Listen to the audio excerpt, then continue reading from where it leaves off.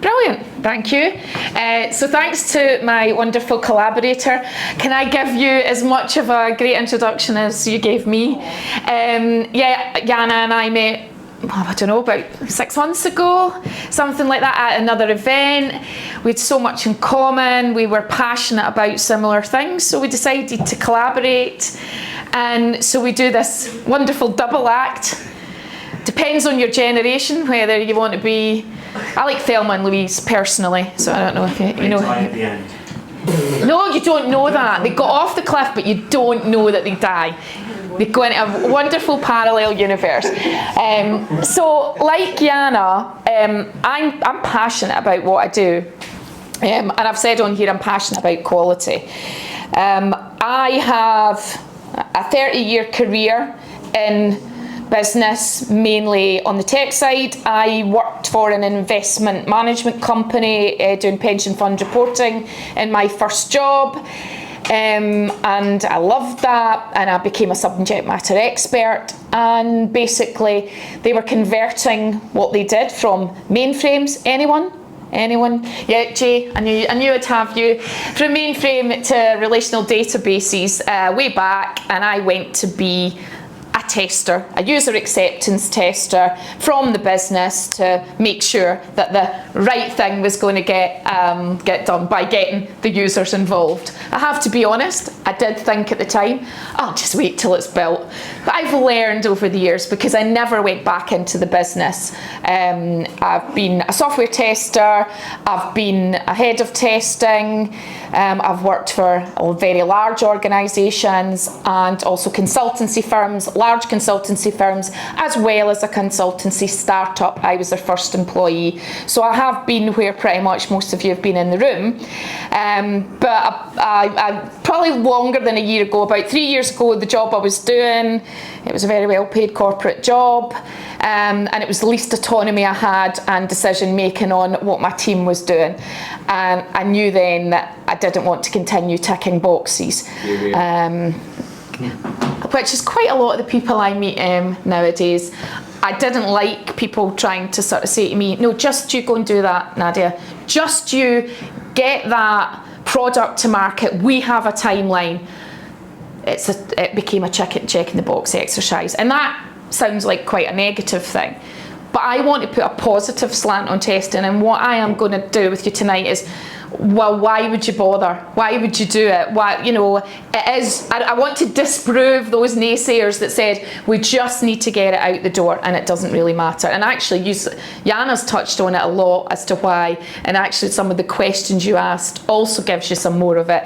Yeah, so I was fortunate enough last year, the company I was working for was lovely, but I thought, you know, if I do it now, my daughter had her own done really well for herself, own job, own house with her partner.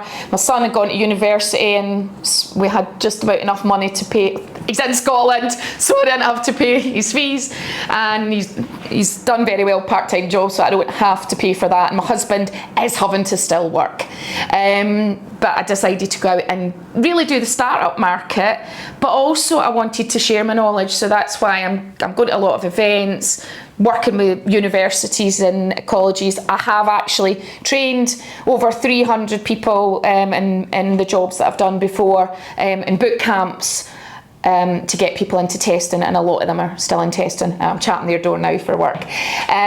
So I know a lot about it, but I want to give some information to you in such a way that you don't need to be a techie. I know we've heard in the room that some of you are from a technical background. So how many are not from a technical background in the room? So quite a few. You can still test, you can still understand what needs to happen and what technical deliverables there are as well. So I'm going to cover a few things with you and try and do it in a fun way.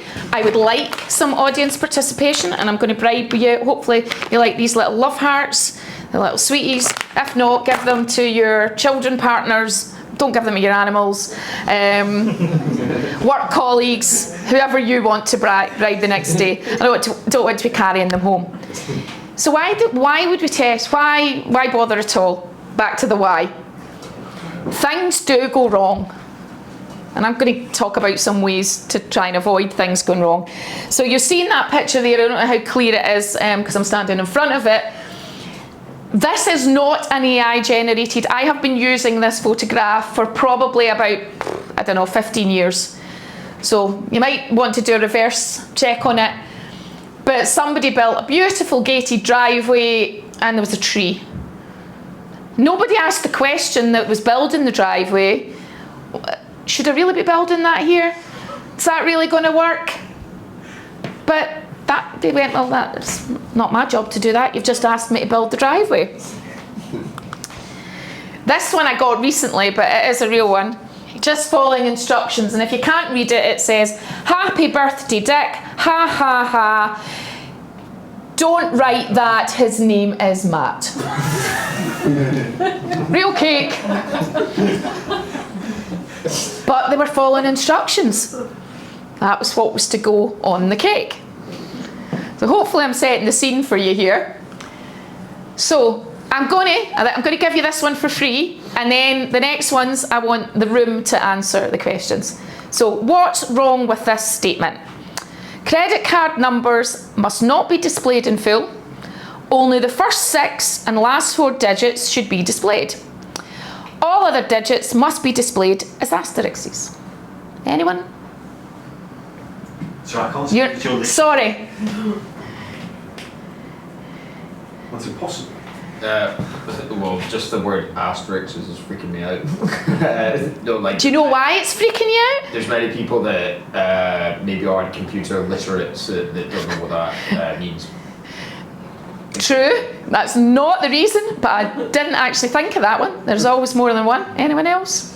Maybe no one in the room's old enough, apart from Jay. The first 6 and the 4 last reason I make is 10 numbers, so. No, it's not even that, but I like your thinking. You're curious, you're thinking about it, which is what we should be doing. You probably can't see it on there,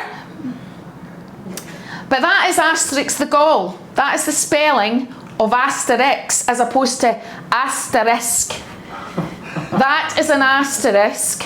That is asterisk the gall. Now, it's laughable, but just to point out, I read Asterix the Gaul for many, many years when I was at kind of about between 10 and 14 probably. Had every book. But actually, I'd have got that wrong. I wasn't looking for it. I didn't actually realise that this was, the spelling. Because we don't question everything that we see. So, the next lot is down to you. What's wrong with this statement? All prices must display in pounds. Could be weight. Weight. Is that the same? No. No? Something else? Yeah? No, actually, it was a silly idea. No, there are no silly ideas. Except this one. Pounds from which country? Lots of countries. Could be different countries. What did you say? No, yeah, exactly that. But it could be. It depends on your context. It depends on, I think Jana actually touched on that earlier on, the difference between most valuable player and MVP. We make assumptions about, I didn't know the most valuable player one until recently because I don't feel. I understand, but I'm very confident that this is really silly. That's fine. So you've got a couple of the things. Actually, one of them, the one about, I'd only thought about the different country when I was coming in the train and I didn't have time to change it. So well done to the people who attempted to respond. You can have some sweeties. Oh, there you go. Share them among you. Yeah, it could be pounds as in weight. Could be that's a pound sterling. That's probably what they wanted, the pound sign. But also, that's the UK pound sign, but it could have been a different one. So we make assumptions, we don't necessarily dig into the detail and think about the context that we're in. We think everyone understands what it is that we're trying to say and that follows on from a lot of what Jana's talking about. And also people won't often admit that they're wrong or they've misunderstood, so you have to question them more often and dig a little bit deeper, which Jana's already touched on. Okay, what about this one? Now, those of you who are programmers and developers in the room will probably have seen statements like this. This is like a requirement that says, show a friendly message if login fails. What would you have done, Jay, as a programmer? What would you have... I'm autistic, so what's friendly to me is not friendly to everybody else. Good point, good point. God, say it. Well, it's utterly meaningless. Correct. There's no... I would have read that and gone, here, go away and do your job again. But a lot of people Yes. won't come back and Yeah. question that. Yes. So this particular developer, who was more friendly than you, did that. Still delivering what was asked for. But it doesn't tell you like what is the problem with login. Like, is it a username? That's No, not working? exactly. So I've made a suggestion here. I've said, sorry, we couldn't log you in. Please check your password and try again. There are some websites still exist which doesn't tell you like what's the problem with. But the question isn't about whether it just says a friendly message. Yeah. It doesn't say what the content of the message should be. That's could be, it. Hello, you look nice. But quite often we're in such a rush, we think that's enough information. And people don't often collaborate and get together and make sure you've got everyone in the room, you've got your customers, you've got everyone. These are fun. Oh, you're getting another one then, because you also mentioned that. Jay, you're bound to get some as well. I didn't steal them from you, I ate the ones from your workshop.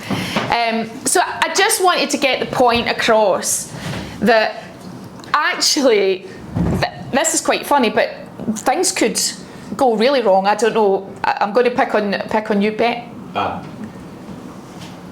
No, you, because you'd said you've got a physiotherapy, there's healthcare and stuff involved. Yeah. Adam, sorry. Yeah, that's okay. So Adam's got, if you're given wrong information or you don't give the right detail or you haven't understood, then people might misunderstand. 100%. Just to point out, NHS physiotherapy app that I got told to go to after having physio, I actually did all the exercises wrong because it didn't explain them to me properly. I'm not very good at this one take thing, or put your arm up here. I kind of need to be shown how to do something. So I paid a physiotherapist and he showed me and didn't let me out of the room until I was doing them correctly. But sometimes you have to spend the time and dig a little bit deeper.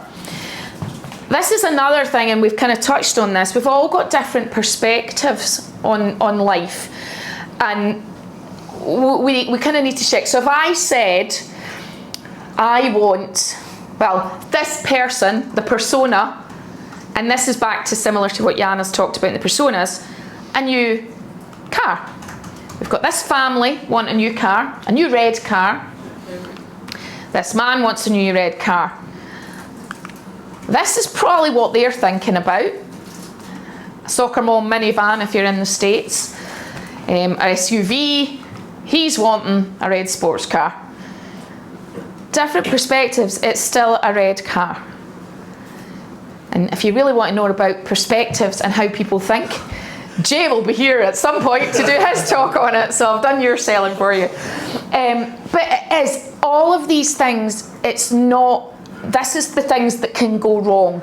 Because in the very beginning, as Jana's already alluded to, is you need to, so you test. I'm talking about testing your assumptions as one of the things, and I'm going to give you some techniques as to how to do it.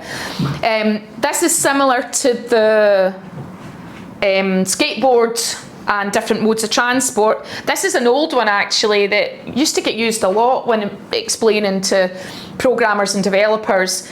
So you take that requirement, you give it to 3 different designers, you've asked them to create a swing, you've asked them, I need to be able to sit in it and hold on with both hands. All 3 of these do that.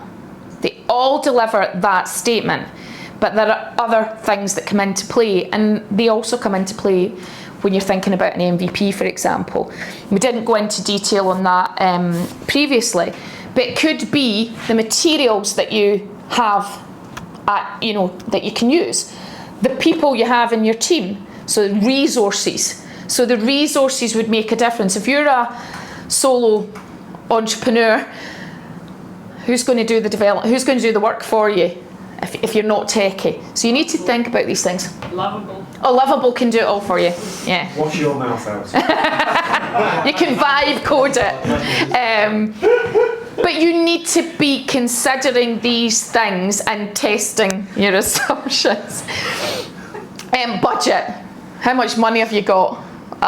Just about got enough for that one in the middle, and I'll be stealing stuff from the tip to build it. If you're totally loaded, then you probably want the electrical one that's on the end.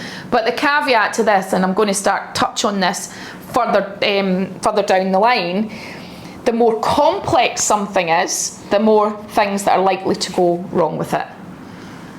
So I want you to bear that in mind when I move further on. Right, this one was not, this was ended up putting into a talk I did a while back. This was not for the talk. I asked AI, and this was around the time that ChatGPT first started giving you some graphics. So I was trying to say, oh, well, maybe that's why. So I asked, what's the difference between equality and equity? And it gave me the first one. Can you see what's wrong with that? Can everyone see it? Because then I said, will you give me what equality and equity means? It did get that right. So everyone receives support based on their needs. In that first one, they've all got the same support to stand on, so it's not based on their needs. So I thought, well, if I'm maybe not given it the right instructions. I gave it some more instructions, and it did that, and it still got it wrong. Then, again, I said, the person on the end is not this. I gave it lots more instructions,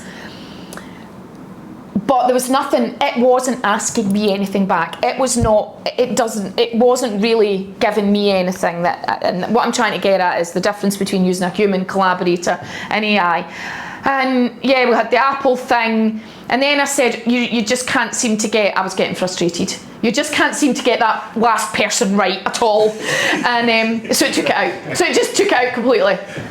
By the way, this is not every iteration. And I spent, I don't know, a good 20, 30 minutes, maybe even more on this. Now, I know it was 8, but that's where you need to be careful.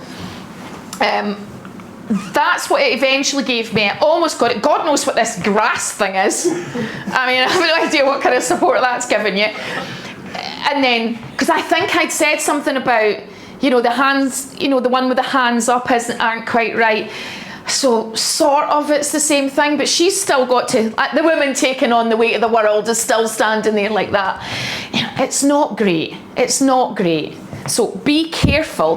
What I did learn from this is that as a tester, someone in testing a pair, ma'am needed even more. The more all these people doing the vibe coding, I'll come and check it for you. I'll come and test it for you. I'll do it. Now, just to say, I was saying, it was because it was at the beginning. I did that yesterday. That was the result yesterday of the same question. Bear in mind, I also have a paid for version, so it should have bloody remembered what it got wrong before. Yeah, and there's something really going mental with the colours and everything. So that, I think I did it the first time, maybe about 4 or 5 months ago, and it's still not quite right. So again, be aware of when you're using. I am not against AI, by the way, especially for building prototypes for minimum viable products. Very good to help you out. But you still have to test what it's doing and question it. And just for a wee thing, this was a graphic designer, 10 minutes, who asked me lots of questions and came back with that. Do you want it in your corporate colours? Do you want it like this? There you go, Nadia. Perfect. Represented what I was asking for. So I just wanted to kind of give that little fact. And for all the programmers in the room, software, which is what I do, although this can be relevant to people building other products, you still need a recipe. If you're doing something to do with food, If you watch the Bake Off, do anyone watch the Great British Bake Off? They give them the technical challenge, and they give them pretty much the very basic methods, but it's what else you then do to it to get the wonderful cake in the end. It's something that somebody adds in, probably the USP actually, what those extra things are, and they should be tasting their food as they go along. Same with software, it's code, but code can work, but it has to work for the end user, and they shouldn't. Liana mentioned about usability and things like that. Programmers have a job, and I don't want to slag off because I'm not a programmer. I have worked very closely. I've worked in a lot of agile products where we've done a lot of peer development and working in teams, where we're all equally and should be equally responsible for the quality of what you're delivering and the code. And all the best ones would give me tools to help me test their stuff. They wanted bugs found before it went into the big wide world. They cared about what the product. But there are a lot of organisations now, because of pressure and because pressure to use AI, that will not question what you've asked them to do. They will say, I delivered what you asked me, and the lines of code are fine. But anyone who has been a programmer will know there's lines of code, and there's well annotated lines of code, and there's efficient code, things that do not have technical debt for the techies in the room. These are all really important things. So do not build that into your MVP. Understand each other from the beginning, so you're building quality in from the start. To meet, always thinking about your customer. So, why does it matter? So I've told you about things go wrong, but here's the positive thing about testing. By doing a little bit of testing, at the coding stage, at the stage that you're building your MVP, you're doing all your questioning, you're discussing your assumptions, you're getting it down on paper, you're trying it all out.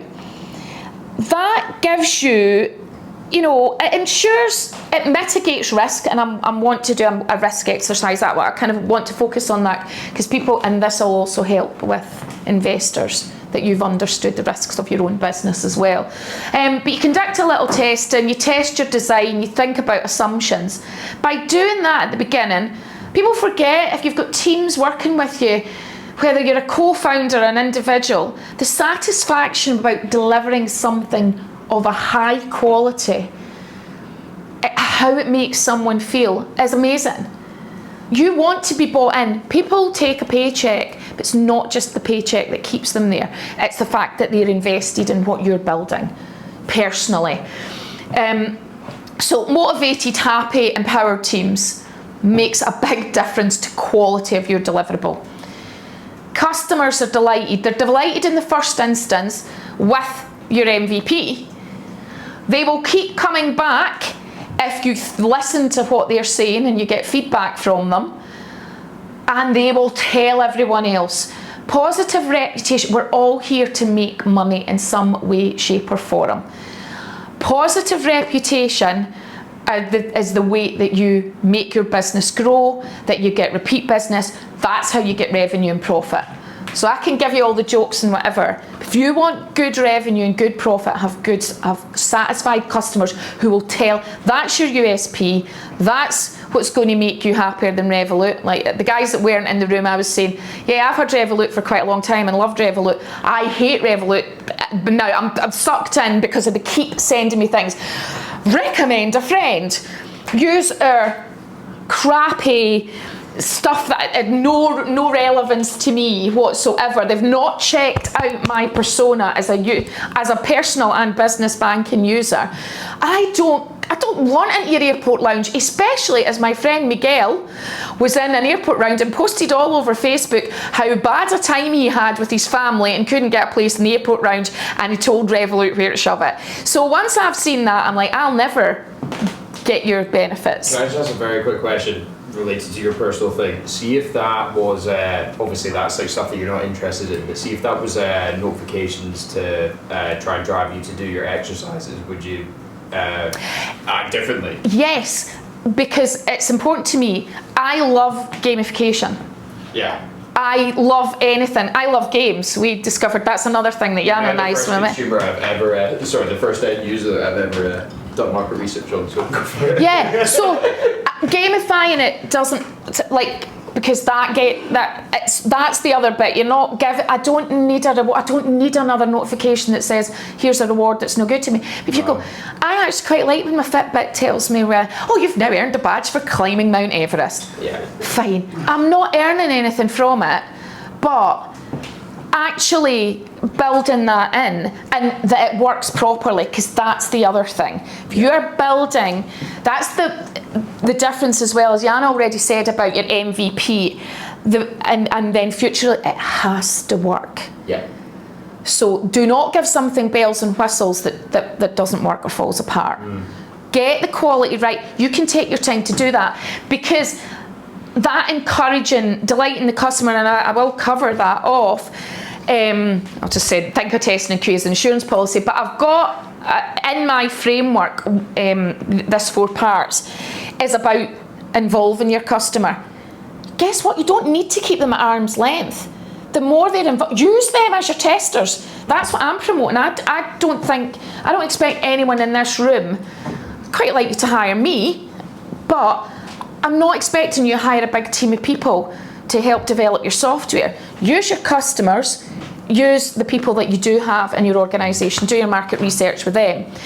So I've kind of developed this from my years of experience, and I've taken things that were called something else and just made this new framework called 4 R's. And Jana's covered a lot off in the reveal part, so do your research. When it comes to writing things down, I know you probably don't want to, but spend a little bit of time before you actually code it. Even if you're a techie, have all of us understood this properly in the room? Do the analysis on what you have all assumed. That's what this reveal part is. Just say to your buddy, what did you see? Those examples I already gave you. What did you think that meant? That doesn't necessarily, you can do research like that. You don't need to hire a team of business analysts or whatever. Nicer further down the line, when your risks get higher, you start to scale, you may have to involve more people and more expertise, but you hopefully will have more money.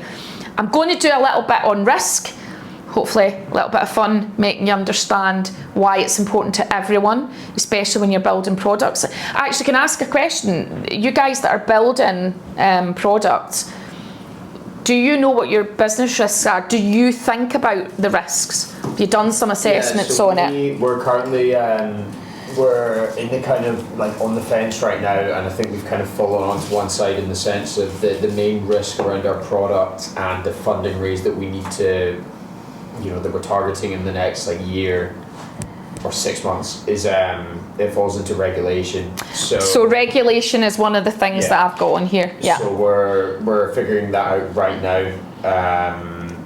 That's the main thing. It's also, there's 3 moving parts, and it's getting every stakeholder to align and trying to validate that. There are ways, so I don't cover it here, but I do, I don't know if anyone in the room, you'd mentioned about must-haves. Has anyone heard of Moscow? Yeah. So it's not my favourite risk management, but it's something, right? What must we have when you're defining, especially for MVP? So must, should, could, would is Moscow.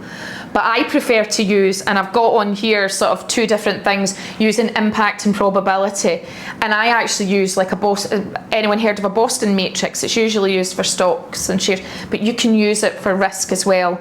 Like things that are high, have a high impact and a high probability. You have to consider them. You have to build, they could be what you're building into your MVP. They're the things that you need to have answers to when you're investors. Yeah. So you might have different views on impact. So everyone goes, that's not got as much impact.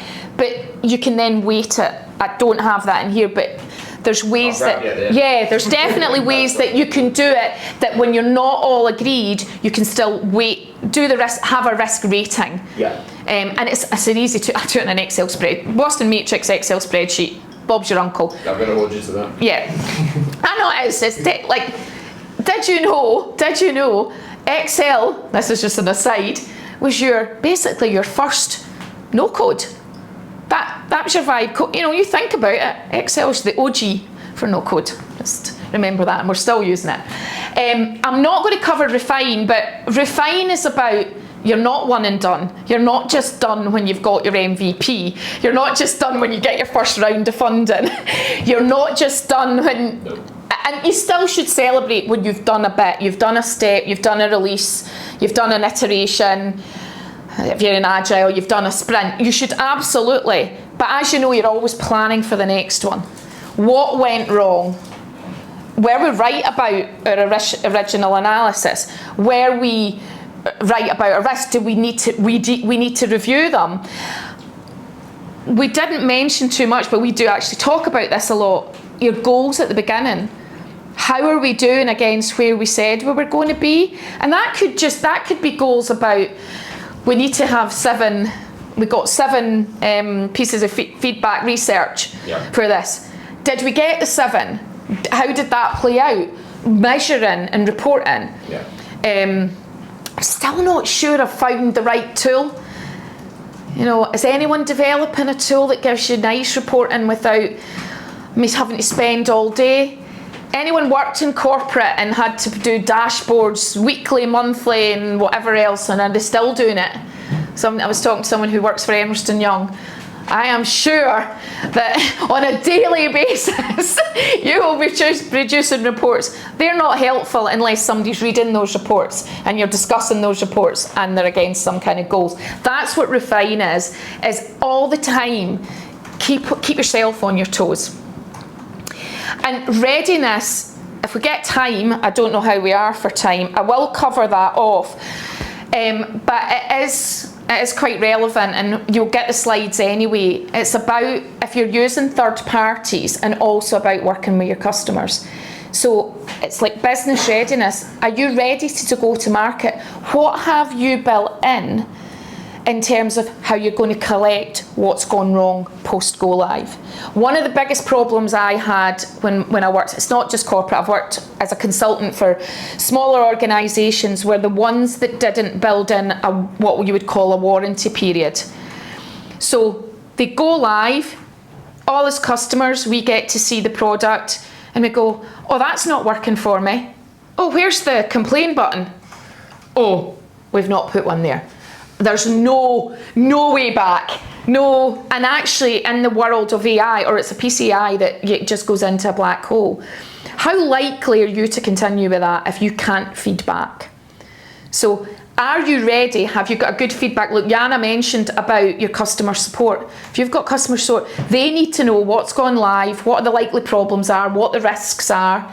So get that done. You know, are you ready to take your product to market? And these are just some of the things. And for me, have we set a criteria that we've decided, we've tested the MVP, we've got our results, we've found bugs, but actually we've decided to go with them because we're going to tell our customers we know we've got these known bugs, or we discuss where customers go, we've got these known bugs, would you still use it? No, yeah. When I worked in a lot of organisations, and sadly this was actually the majority, it was hiding the fact that we'd found problems. Now, I'm obviously a tester, but knowing that something I'm using has been thoroughly tested, I'm much happier about it. Air traffic control system, it went wrong not that long ago. There were genuine issues and they said, oh, it wasn't a hacker or whatever. We've got things in place, you know, backup systems.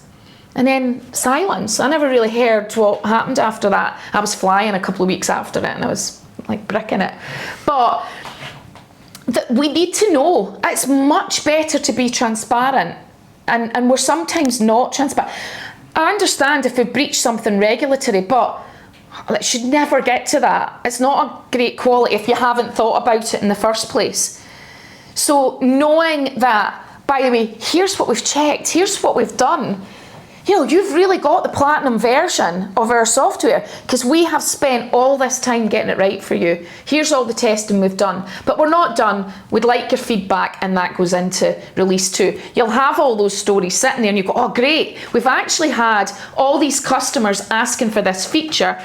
we actually have all the stories to build for that, so that way you're ready to go to market. So there's a lot more to it than you think. There's not, everything is a loop, everything is iterative, everything is there for a reason. I did always used to wonder, you know, what happened after, and I got moved on to another project, and that's when things go wrong. Don't move everybody off the first release until you're sure about it. So I'm not going to go through all of these, it just will give you more detail on what I've talked about, and there is a sort of help with a reveal checklist there as well. But risk analysis, I just want to do a kind of short thing on that, because risk, the word in itself, can actually feel quite uncomfortable. How does it make you feel when you hear the word risk? Excited, that's good. So do you do skydiving or something like that? So anything. So your attitude to risk is it can be quite different to my attitude to risk. I was saying, coming here, the bus diverted, oh my God. And I knew, because it was dark, it's a long time since I've been down this part of town, and I knew I shouldn't be in this street. This is not the right street. Oh, didn't you know? The bus is on a divert. I'm at Ocean Terminal, not knowing it was actually quite close, and my colleague there was also on the same route, had the same problem. But I am quite risk averse as I've got older about actually being in strange places at night. I used to walk home for the pub one morning, you know, you lost your friends, like this all the way home, and I can't imagine walking that road now. So as a young person, no problem, bit older, lived a bit, heard bad stories and things like that. So it kind of all changes. But a risk is just that. It's not happened yet, but it might happen. Something might go wrong. So you want to understand, you never want things to become an issue, or you at least have tried your damnedest that something doesn't become an issue, and your customer is the person that finds that. So looking after risk. So some examples that I want to use here. Now, I used these examples, I looked it up actually in a course I did in 2014. 2014, those statements meant something different to what they do now.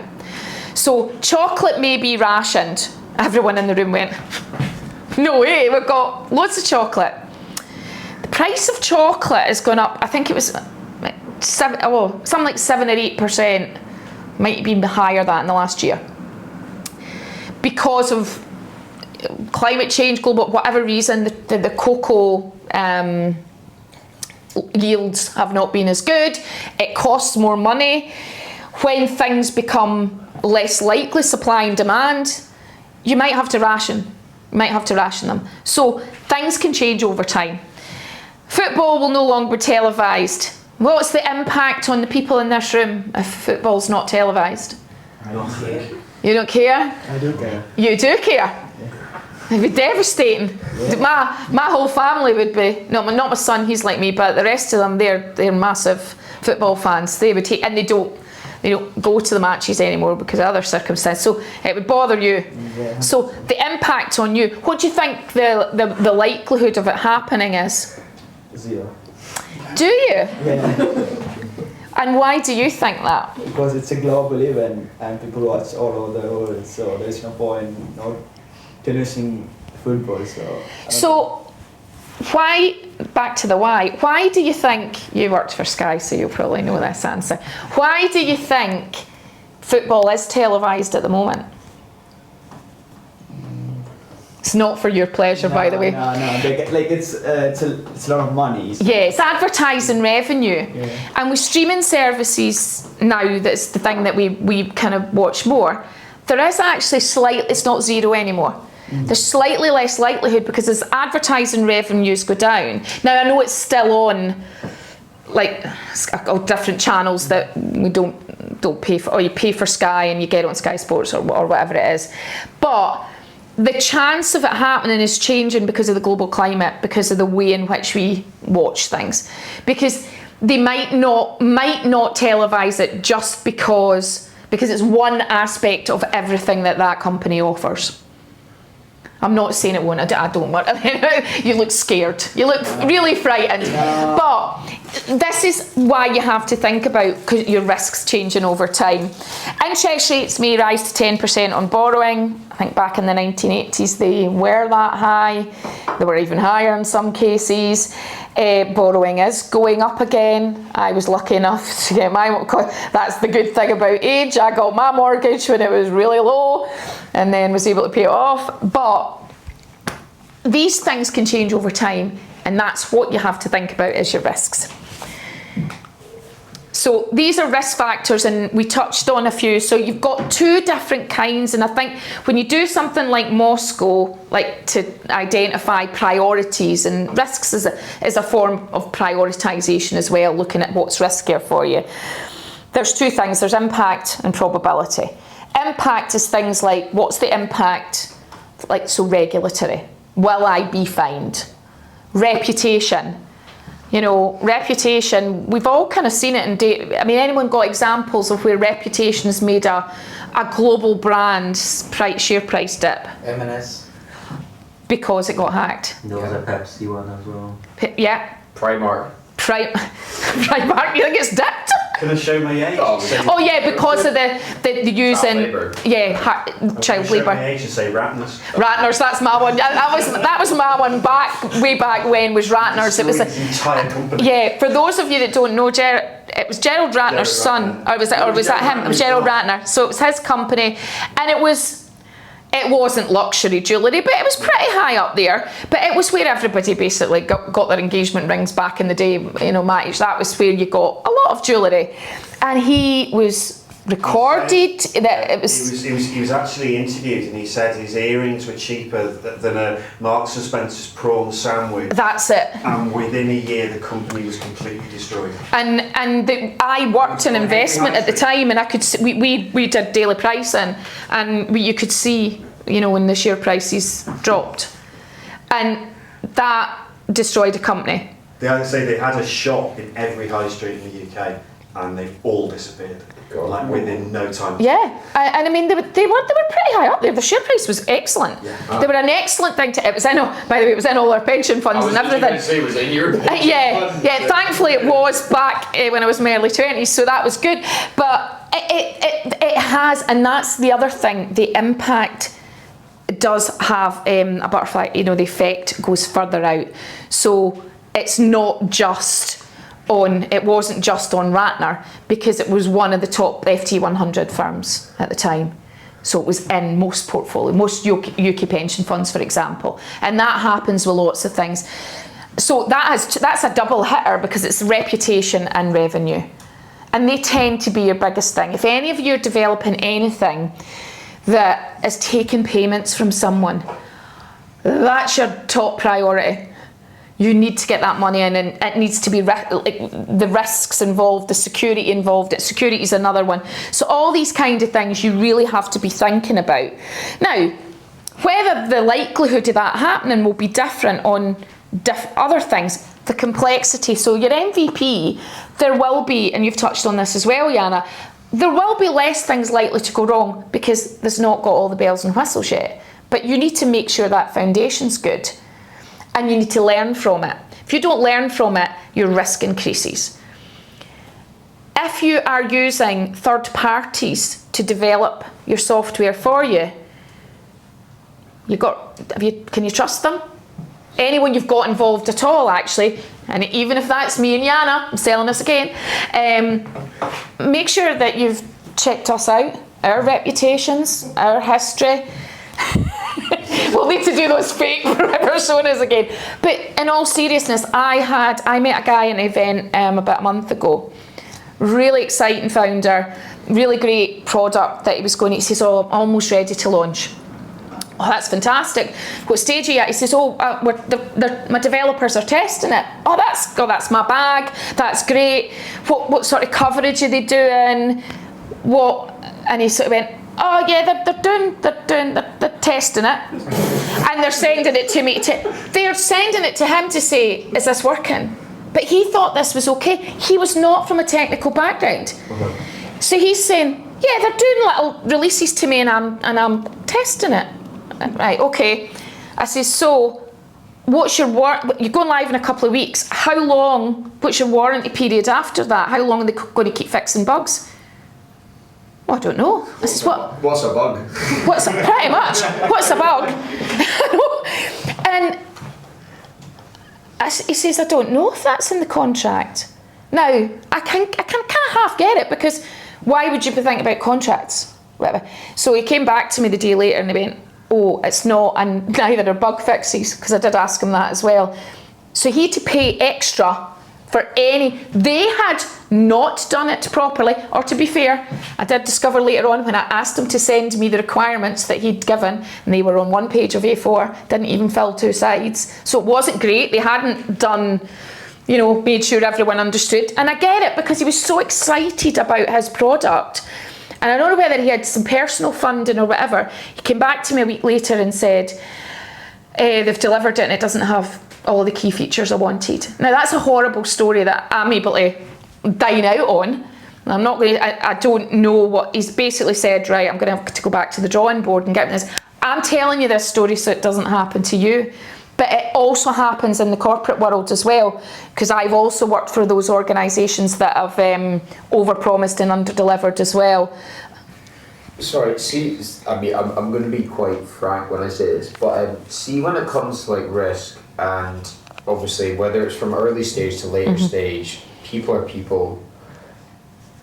But just like based on what you just said about that kind of conversation, it sounds like, I don't know how this individual's gotten to the point that he has, but it sounds like there is a large risk when it comes to just like maybe understanding people and really doing your due diligence, like period, in them. And that can harm your credibility. Yeah. So obviously, like with you and the way that you're like testing products, I mean, I know like when I was at my prior role in VC, we would actually go and do like, it sounds really invasive, but it was just like part of like the term sheet, but like we would actually do like, this sounds so invasive when I say it, but like, no, it's not. We would do aptitude tests, and like we would actually just understand if these people inside out are who we think they are, and that we can trust them. And the fact that guy's product's maybe going to like hit the market in the next few weeks, and he's like, oh yeah, we're testing it. Just like mitigating that risk, which I now understand more in detail now. But yeah, I just think there's a lot of dodgy people out there. But there's that, and it's not. Yeah. The dodgy people aren't also know they're dodgy as well. Right. Okay. There are. I told you I walked away from, and I walked away from knowing things. Yeah. I didn't sign any NDAs, so I could really say stuff. But actually, the company does not exist anymore for various reasons. But they weren't true to anyone. They knew there was things fundamentally wrong in the software that was being developed. They were told. And how big was this person? I mean, in terms of their like kind of traction in their company, it was a quoted stock exchange company. That was probably in your pension fund.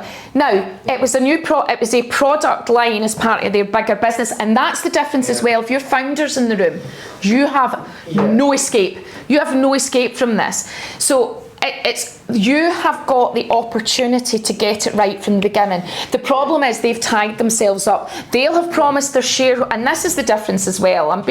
They'll have promised shareholders that the product is going to market on a certain date, and come hell or high water, the quality of it doesn't matter, and that's fine.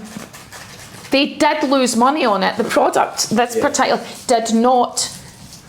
It did a release, they did an MVP, but it was not particularly successful. For advice, I mean, I will say this confidently 100%, like me and my co-founder, we've only known each other in a year, and I do trust him implicitly. He's like a very moral guy, and he is absolutely outstanding, we get on great, and we, based on everything that's going on, we both have our best interests invested in the business.